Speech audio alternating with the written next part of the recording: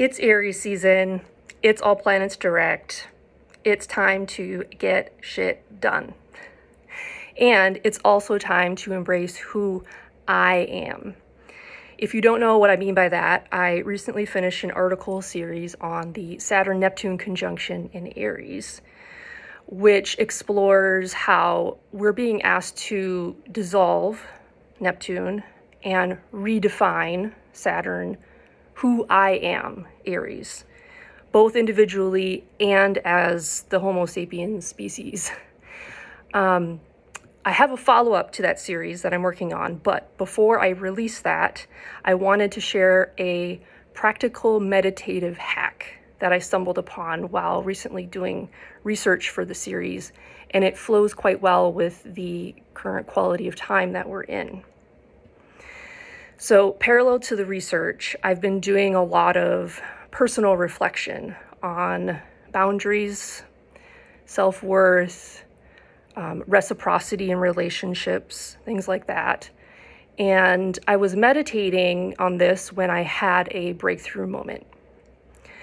I was meditating on some self-affirmations and attempting to say things like, I deserve reciprocity in relationships, or I deserve love and respect. But it just wasn't landing, if you know what I mean.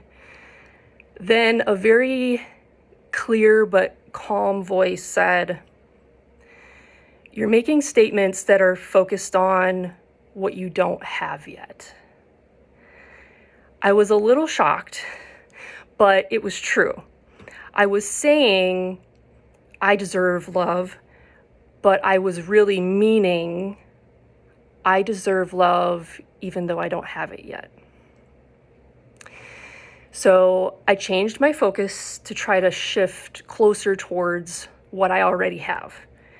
So instead of saying, I desire someone who will put the time and effort into a relationship, I said, I am worth someone's time and attention. That felt closer, but after a few attempts, I heard that voice again. And it said, you're still focusing on others' actions, not on what you have the power to change. And that's when it snapped into place for me. So instead of, I am worth someone's time and attention, I said, I am desirable. At that point, a bunch of declarations about who I am started stumbling out of my mouth, and some of them I had to switch up mid-sentence as I was figuring it out. But listen to the difference and see if you can hear where your agency is empowered. Instead of, I desire good boundaries, try, I am secure. Instead of, I desire work I enjoy, say, I am creative. For some of them, it felt hard to find the I am statement, but if I was able to identify what it was that I was seeking, then it became clearer. For example, if I desire recognition for my work, instead of I am worth recognition, right, which is what other people give, addressing that need to be seen and validated and giving it to myself as if I was the only person left on the planet. That's when it becomes, I am great. I am whole. I am enough.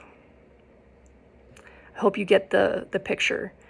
I will say, to be honest, when I first did this, some of the truths felt like I was lying.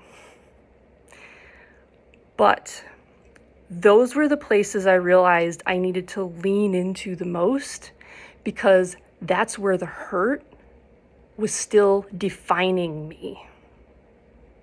So This Aries season, I would invite you to consider what your I am statements are.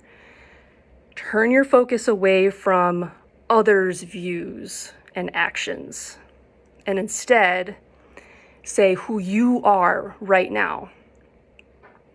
The ones that feel inauthentic or make you feel nervous or even dismissive, those are the ones to lean into.